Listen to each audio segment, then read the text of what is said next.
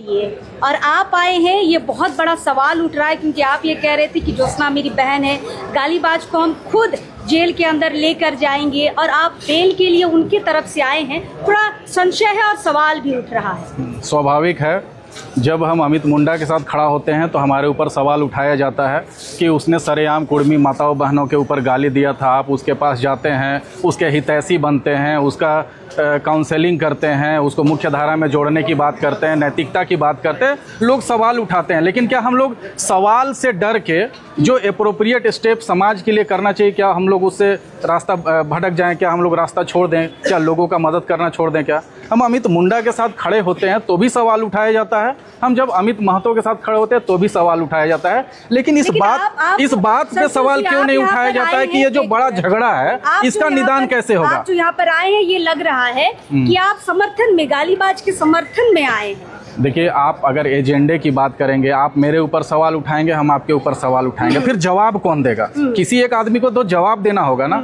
आप हम पे पैरेलली सवाल उठाएंगे, हम आपके ऊपर आपके क्रिया से कार्यशैली पे सवाल उठाएंगे, आप हमारे कार्यशैली पे उठाएंगे, तो समाधान कौन निकालेगा?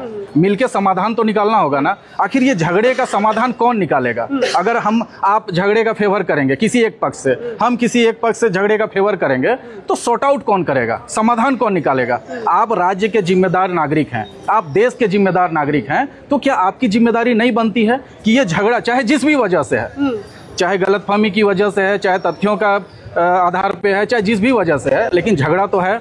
इस झगड़े का निदान करने के लिए इनिशिएटिव कौन लेगा? कौन लोग इस अपने कंधे पे ये जिम्मेदारी उठाएगा कि इस झगड़े का समाधान होना चाहिए? आपके यहाँ आने का मकसद हम जानना चाहेंगे।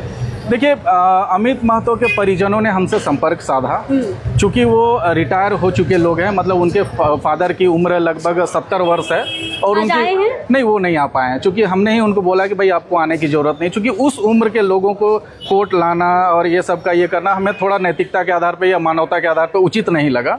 70 वर्ष से ज़्यादा उनके पिताजी की उम्र है, लगभग 60 वर्ष उनकी माता की उम्र है। उनके घर के जितने भी लोग हैं वो अनसेटल्ड लोग हैं। ठीक है, ऐसे समय में जब उनके परिजन संपर्क किए तो हमने कहा कि भाई हम लोग खड़े होंगे अगर वो गलती स्वीकार करता है। उन्होंने पिछले बार भी जब उनकी अरेस्टिंग हुई थी तो उन्होंने वीडियो के तहत कहा था कि अगर ठीक है, हमें गाली हुई, दोनों तरफ से गालियां हुई, कौन पहले बोला कौन बाद में बोला, हम इस लफड़े में नहीं पड़ना चाहते हैं। लेकिन अगर जाने अनजाने में किसी समाज को मेरे किसी शब्द से दुख पहुंचा है तो हम उसके लिए माफ़ी मांगते हैं। जब कोई गलती करता है उसके लिए माफ़ी मांग लेता है, फिर उसके बाद हम उसको पैरेलली टॉर्चर करें या उसको सजा दिलाने का पक्षधर रहे हैं, ये मुझे नहीं ठीक लगता। गाली एक तरफ रख दीजिए, लेकिन किसी महिला को वैश्या बोलना